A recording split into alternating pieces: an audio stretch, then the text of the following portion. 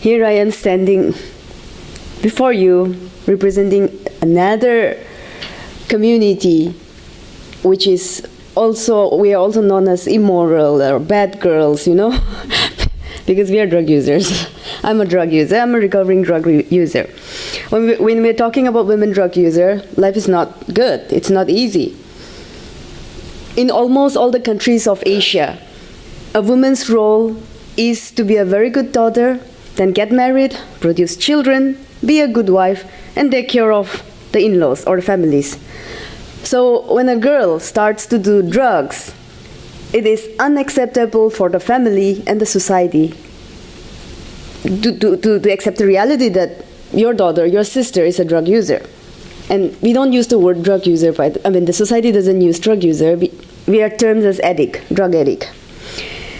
The stigma and discrimination is so high that we remain the most hidden population. The discrimination or violence starts from within the family first, and then the society. We face all forms of violence and abuse and are denied of our rights.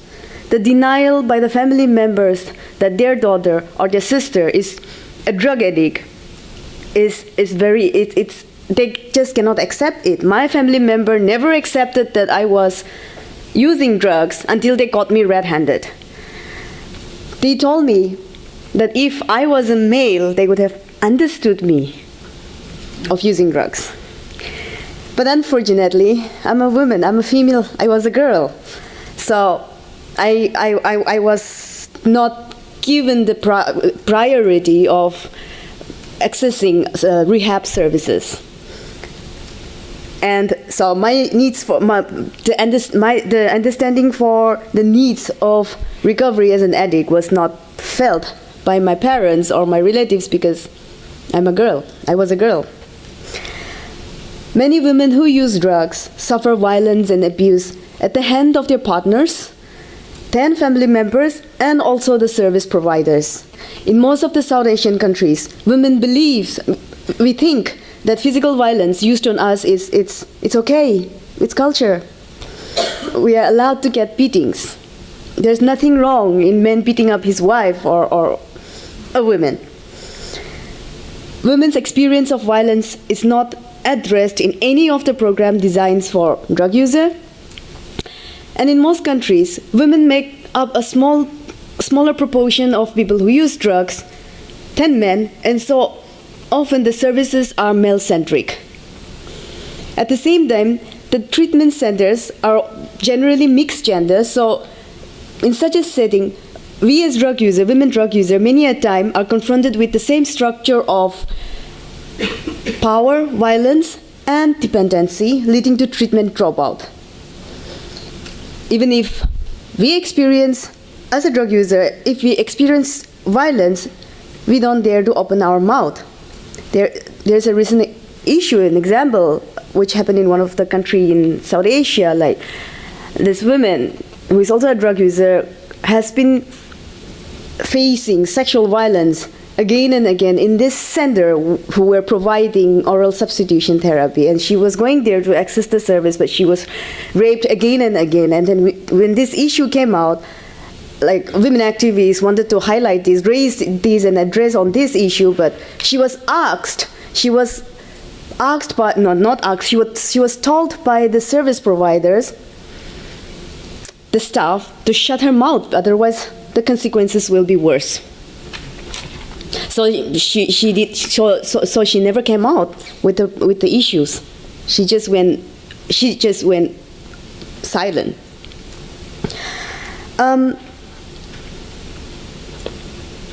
Another thing is, again, when we're talking about violence, most of us think, and especially women from my region, thinks that violence is just about physical violence, just a beating. We don't know about the emotional, psychological, and mental violence that we face every day.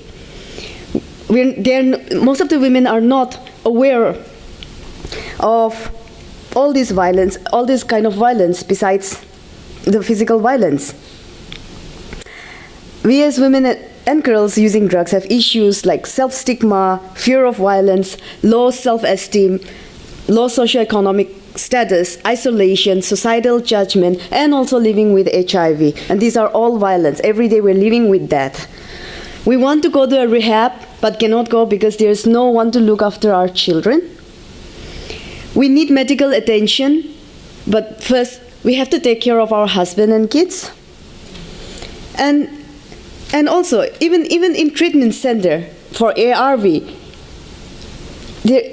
there was a case when one of my friends was told that she cannot start her ARV treatment until and unless she cleaned herself up from drugs. But the same ARV service center provides ARV drugs to male drug user. Even when injecting, it is men who usually in a group. It's common. It's the men who injects first, and then it passes on, and then we get the last dose.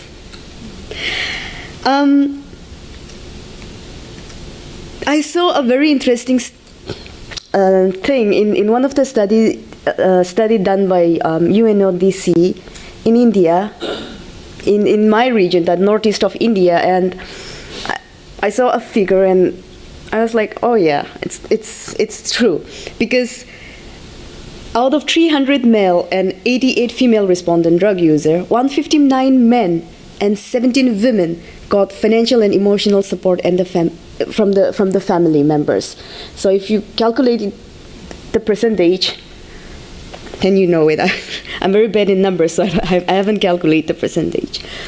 And also I always thought that it's from the family, from the society, from where we come from. But 3 weeks ago, in Bangkok, in one of the meeting with partners and donors and regional partners, ICW Asia Pacific has gone independent just recently. So I was like very, very eager, and I was waiting for that meeting to happen so that I could share about our strategic goals and plans, and I was so excited.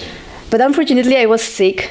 I got sick, but I had to go because I don't want to miss this. So I went, and I shared about ICW Asia Pacific, about it becoming independent, and one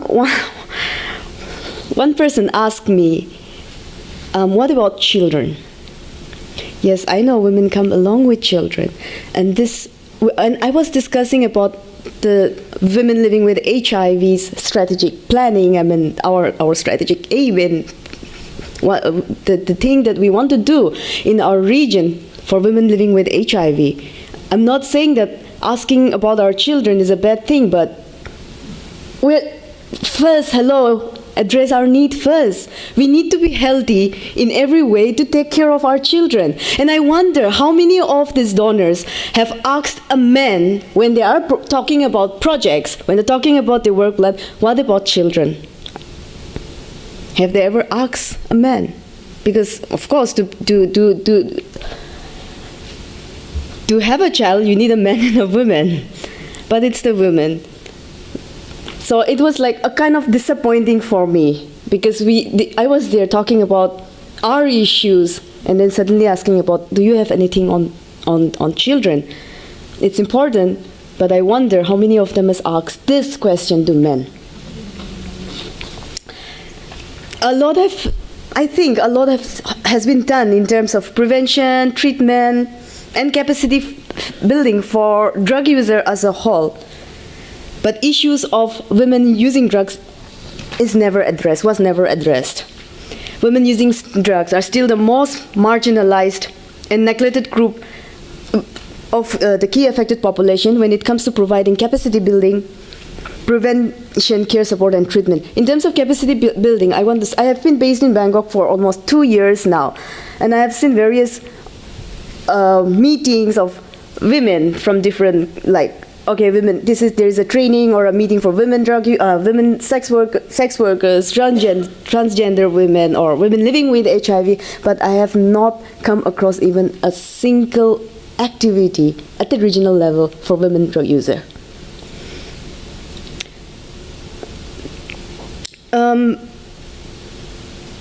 we talk about no one left behind, and by it, I'm hoping that it includes women and girls who use drugs also, because we have always been left behind, and we were never given the attention we needed in different aspects. Therefore, it's very important that a women drug user specific human rights-based approach in terms of intervention should be designed. It should include programs and service designed to address the needs of women drug users. Issues related to access to shelter and rehabilitation center for women who use drugs should be immediately addressed. Again, one thing, even if you're a drug user and if you're a women drug user, you are also not welcome at the shelter homes or halfway homes, which is run for women, by women, because you're a drug user. So this should be addressed, keeping in mind to provide safe space for children. Also, because even if women want to go and do a rehab center, they have to stay for certain days, and there's nobody to take care of the kids. So most of the time they don't go. So it should be made available. A space should be made available for children if she has no place to keep the child when she's on treatment. And service providers should be trained and sensitized on the issues faced by women using drugs, which includes sexual reproductive health and rights. It is also to be noted that counseling and peer support should be provided by female member of the staff. And it's very crucial when intervention among women using drugs is carried out. And investing in building capacities of women and girls using drugs in terms of leadership and creating advocates is very crucial, because unless we are given that sort of support and unless we are given the opportunity to contribute equally in this battle against AIDS, our dream of winning over AIDS will never happen. So it's high time now that drug user women comes out. I don't know, I can't think of a name of women drug user who is an expert in this. We have many women living with HIV leaders across the region, but if I talk about women drug user from Asia, I haven't come across anyone who have that kind of expertise, because we have not been given the opportunity to be built upon. So that's my appeal, that it's high time that women drug users should also be included everywhere. Thank you.